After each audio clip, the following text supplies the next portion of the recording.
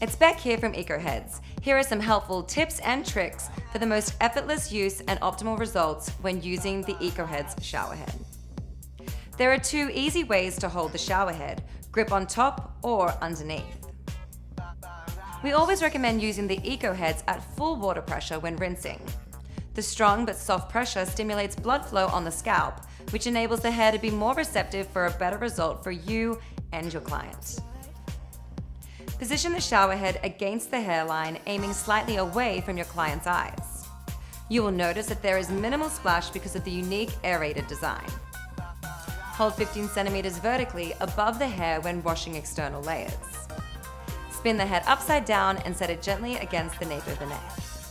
Again, you will notice that with full water pressure, there isn't any splashing, just strong but soft water flow.